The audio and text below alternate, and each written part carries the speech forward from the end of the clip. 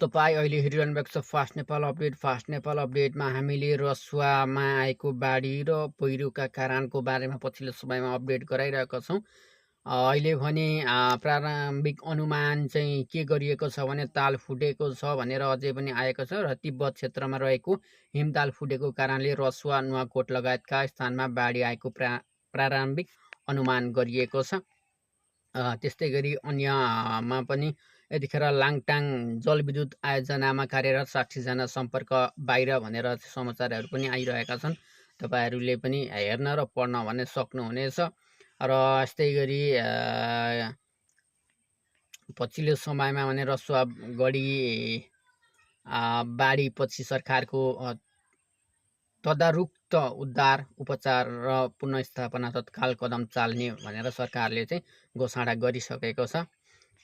यसबारेमा पछिल्लो समयको अपडेटहरू तपाईँहरूलाई हामीले बारम्बार गरिरहेका छौँ र उद्धार र उपचार र पुनर्स्थापनाका लागि राज्यका सबै पक्ष परिचालनको निर्णय पनि भइसकेको छ र सरकारले चाहिँ रसुवा जिल्लाको रसुवागढी तथा तल्लो तटीय क्षेत्रमा भोटेकोसी नदीमा गएको विशाल बाढीबाट भएको जनधनको क्षतिप्रति दुःखद व्यक्त गर्दै प्रारम्भिक अनुमान भने चाहिँ गर्दै आइरहेको छ। उपचारमा फेरि पुनर्स्थापनाका लागि राज्य चाहिँ परिचालन गरिसकेको छ। राज्यले चाहिँ परिचालन गरिसकेको छ र बाढीको जोखिमले धादिङ र रसुवा र चितवन जाने गाडी काठमाडौँमै रोकिएको छ। यतिखेर भने काठमाडौँ जाने अथवा चिनतर्फबाट आएको भीषण बाढी भोटेकोसी हुँदै त्रिशुली नदीतर्फ आउन थालेपछि काठमाडौँ उपत्यकाबाट धादिङ रसुवा र चितवनमा आउने गाडीहरूलाई चाहिँ यतिखेर रोकथाम गरिएको छ।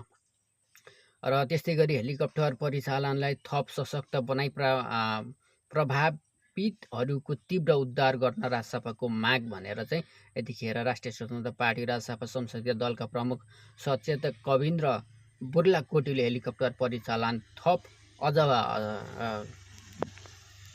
दरो बनाउनका लागि चाहिँ माग गर्नुभएको छ उहाँले चाहिँ। त्यस्तै गरी यता रसुवा नुवाकोट धादिङ चितवन गोर्खा र तनहुँमा उद्धार कार्य जारी भनेर पनि समाचारहरू आइरहेका छन्। राष्ट्रिय विपद जोखिम न्यूनीकरण तथा व्यवस्थापन प्राधिकरणले रसुवाको भोटेकोसी र त्रिशुली नदीमा आएको बाढीबाट प्रभावित भएको छ।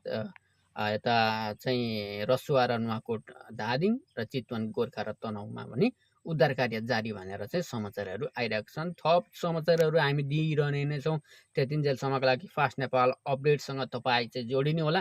फास्ट नेपाल अपडेटसँग जोडिनका लागि सब्सक्राइब गर्न सक्नुहुनेछ। स्टे ट्युन रहनुहोला फास्ट नेपाल अपडेट।